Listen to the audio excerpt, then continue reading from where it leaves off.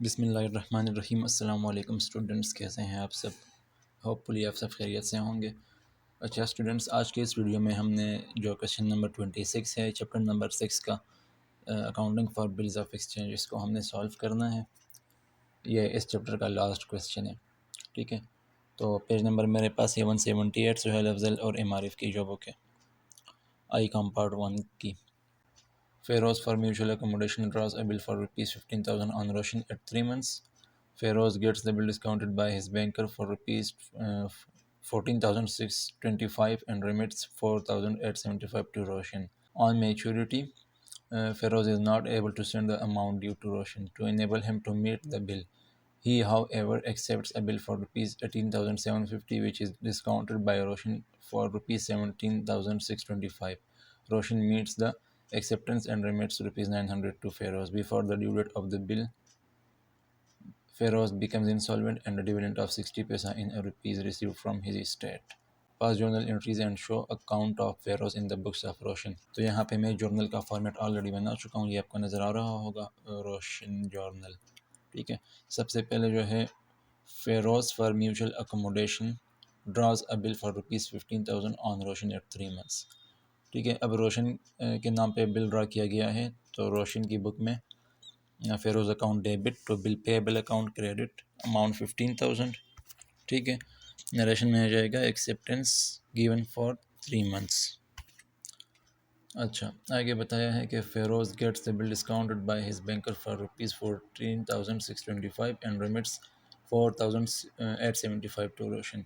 अब फेरोज़ ने जो है बिल को डिस्काउंट किया है, लेकिन यहाँ पे उन्होंने यही बताया है कि 14,625 रुपये उसको मिले हैं। अब बिल तो 15,000 का था, टोटल अमाउंट जो थी 15,000 थी, तो जो रिमेनिंग है, जो डिफरेंस है 15,000 और 14,625 का, वो डिस्काउंट है, ठीक है। तो यहाँ पे जो है उन्होंने इसको जो रिमिट किए हैं 14,625 है, तो उसने डिस्काउंट किया है फेरोज़ ने। जो रोशन को रिमिट किए हैं, भेजे हैं, वो है 8,475 जो है कैश है, ठीक है। तो अब ये अमाउंट हम कैसे कैलकुलेट करेंगे? पहले तो हम एंट्री यहाँ पे कर लेते हैं, bank account debit, discount account debit और फेरोज़ अकाउंट क्रेडिट, ठीक है।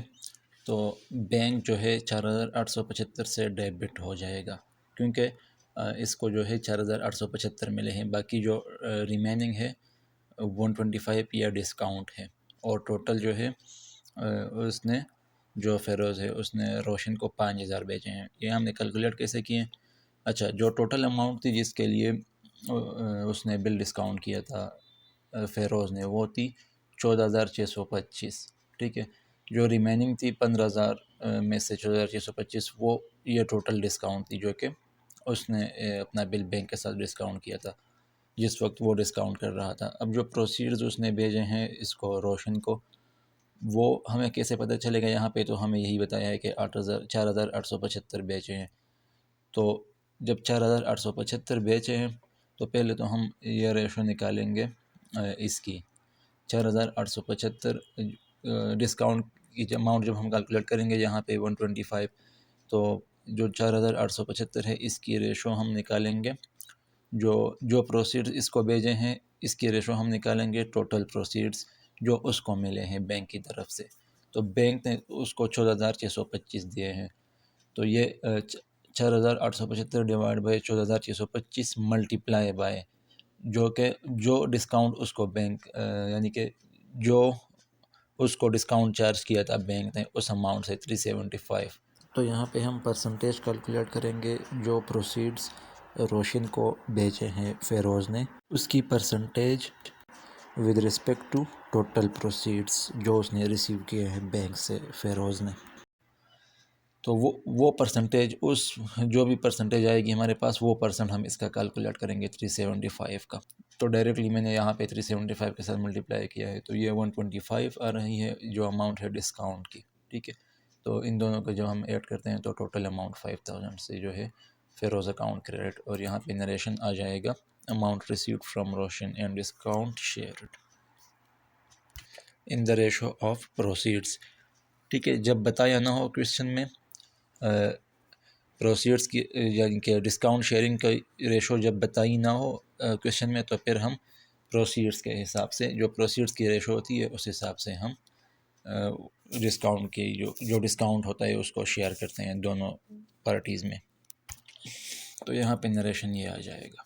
ठीक है, अब आगे उन्होंने बताया है कि on maturity Feroz is not able to send the amount due to Roshan to enable him to meet the bill. अब मैच्योरिटी डेट जब आई है तो उस पर जो फेरोज़ है उसके पास वो अमाउंट नहीं है जो कि वो रोशन को पे कर सके, यानी कि रिमेनिंग अभी 10,000 रहते हैं ना, तो वो उसके पास नहीं है कि वो इसको पे कर सके। वो इसको पे करेगा तो ये उसके बाद जाके बैंक को ये पेमेंट करेगा ना, उस बैंक को जिस बैंक के पास बिल है। ठीक है, अब उसके पास पैसे नहीं है तो आगे क्या किया है कि he however accepts a bill for ₹18,750 which is discounted by Roshan. अच्छा, अब इसने बिल ड्रा किया है उसके नाम पे, फेरोज़ के नाम पे, तो पेमेंट तो ये करेगा बैंक को, ज़ाहिर है, लेकिन उससे पहले ड्यू डेट से पहले ही उसने बताया है कि मेरे पास पैसे नहीं है जो फेरोज़ है, इसलिए उसने एक्सेप्टेंस रिसीव की है। तो यहाँ पे बिल रिसीव, इसकी बुक में bill receivable account debit to Feroz account credit 18,750 से। ठीक है, यहाँ पे उन्होंने टाइम पीरियड नहीं बताया कि कितने टाइम पीरियड के लिए है, सिर्फ यही बताया है कि पहले बिल को पे करने के लिए बिल इसने ड्रा किया है उस पर। ठीक है, तो नरेशन में आ जाएगा acceptance receive to meet the first bill. अच्छा, अब जब पहला जो बिल था उसकी जब मैच्योरिटी डेट आएगी तो उस पर यह पेमेंट करेगा उसको, बैंक को। तो आगे उन्होंने बताया है कि विच is discounted by Roshan for ₹17,625। अब इसी बिल को रोशन ने डिस्काउंट किया है बैंक के साथ 17,625। तो यहाँ पे भी वही सीन है जिस तरह पहले हमने यहाँ पे किया था, 17,625 और 18,000 का जो डिफरेंस है वो हमारा डिस्काउंट हो जाएगा। तो अब इसने बिल डिस्काउंट किया है तो bank account debit discount account debit to bill receivable account credit. ठीक है, तो 18,750 टोटल अमाउंट थी, 17,625 जो है इसको मिले हैं बैंक की तरफ से, और जो बाकी है डिफरेंस इन दोनों का वो डिस्काउंट हो जाएगा और नरेशन में आ जाएगा बिल डिस्काउंटेड। ठीक है, अच्छा, आगे बताया है कि Roshan meets its acceptance and remits 900 to Feroz. अब जो एक्सेप्टेंस इसकी थी पहली वाली ये इसने पे की है बैंक को, तो bill payable account debit to cash credit या बैंक क्रेडिट। ठीक है, अमाउंट 15,000 और नरेशन में आ जाएगा acceptance on at due date. पहली वाली एक्सेप्टेंस तो इसने पे कर ली रोशन ने। अच्छा, आगे बताया है कि रिमिट्स 900 टू फेरोज़। अब ये वाली जो है 900 रुपये इसने रिमिट किए हैं फेरोज़ को। जो बिल इसने डिस्काउंट किया है बैंक के साथ ये वाला, इसमें से अब इसने उसको भी प्रोसीड्स भेजे हैं जो फेरोज़ है। तो पहले तो हम यहाँ पे एंट्री कर लेते हैं जो प्रोसीड इसने भेजे हैं। तो Feroz account debit to cash account और डिस्काउंट अकाउंट। ठीक है, डिस्काउंट में भी ये शेयर करेगा उसके साथ। तो एंट्री इस तरह बन जाएगी। अमाउंट्स कैलकुलेट करने के लिए हम यहाँ पे वर्किंग कर लेते हैं। इसके लिए वर्किंग 2 का नाम देते हैं हम इस वर्किंग को। अब यहाँ पे हम कैसे कैलकुलेशन करेंगे कि जो टोटल प्रोसीड्स है फराज के पहले वो कैलकुलेट करेंगे, उसके बाद जो डिस्काउंट इसको बैंक जो डिस्काउंट यहाँ पे रोशन को बैंक ने चार्ज किया है, इस डिस्काउंट को देखकर हम उनके टोटल प्रोसीड से उसका डिस्काउंट कैलकुलेट करेंगे जो कि ये उसके साथ शेयर करेगा। ठीक है, ठीक है, तो ये इस तरह हम वर्किंग करेंगे। जो टोटल प्रोसीड्स ऑफ फराज हैं फर्स्ट बिल से 10,000 थे। कैसे, यहाँ पे इसको 5,000 मिले थे। ठीक है, 5,000 उसने भेजे थे फराज ने, तो जो बाकी रिमेनिंग 10,000 थे वो उसके थे फराज के, और 10,000 वो, और सेकंड बिल के यहाँ पे बताया है कि 900 इसने भेजे हैं उसको, रिमिट्स 900 टू फराज। तो सेकंड बिल के जो प्रोसीड्स है वो 900 है। तो टोटल जो प्रोसीड्स हैं वो उसके बन रहे हैं 10,900। अब जो डिस्काउंट है यहाँ पे जो बैंक ने चार्ज किया है वो 1125 से 17,625 के लिए। तो अगर 17,625 के लिए 1125 बैंक ने चार्ज किया है, तो जो टोटल प्रोसीड्स है, क्योंकि हम यहाँ पे प्रोसीड्स की रेशो पे वो शेयर कर रहे हैं डिस्काउंट, ठीक है, दोनों के दरमियान। तो टोटल प्रोसीड्स हमारे पास यहाँ पे 10,900 है। तो 10,900 अगर 17,625 के लिए डिस्काउंट किए हैं, तो इस परसेंटेज के हिसाब से, यानी कि 1125 17,625 का जितना परसेंट बन रहा है, उतना ही परसेंट हम 10,900 का कैलकुलेट करेंगे, तो वो डिस्काउंट चार्ज हुआ होगा यहाँ पे, ठीक है, जो कि यहाँ पे हमारे पास आ रहा है 695.74। इस तरह 1125 डिवाइड बाई 17,625 मल्टीप्लाई बाय 10,900, ठीक है। तो ये आ जाएगा 695.74। अब यहाँ पे जो है 900 इसने जो है कैश भेजा है, ठीक है, उसको, जो फराज है, और जो डिस्काउंट है वो अमाउंट हमारे पास ये आ गई 695.74, और इसका टोटल जो है इससे ये अकाउंट डेबिट हो जाएगा, फिर जो फेरोज़ अकाउंट है। और नरेशन यहाँ पे हम लिख लेंगे cash send to Feroz and discount share in the ratio of total proceeds, जो कि यहाँ पे हमने वर्किंग भी कर ली सारी, ठीक है। अब आगे उन्होंने बताया है कि before the due date of the bill Feroz becomes insolvent and a dividend of 60 paisa in rupees received from his estate. तो जब वो इंसॉल्वेंट हुआ है फेरोज, तो पहले तो हम जो है बिल डिसऑनरिंग की एंट्री करेंगे, यहाँ पे एंट्री रिवर्स हो जाएगी, ठीक है। फेरोज जो है फिर से डेबिट हो जाएगा और बैंक अकाउंट क्रेडिट, ठीक है, नरेशन में आ जाएगा bill dishonour due to insolvency.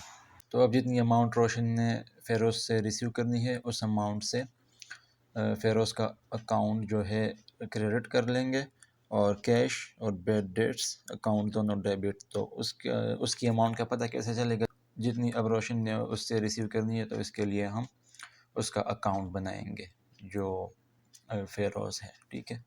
तो यहाँ पे फेरोज़ अकाउंट बना लेते हैं, ठीक है। तो ये आ गया फेरोज़ अकाउंट। अब जो है यहाँ पे फेरोज़ अकाउंट डेबिट है सबसे पहली वाली एंट्री में बिल पेएबल अकाउंट की वजह से।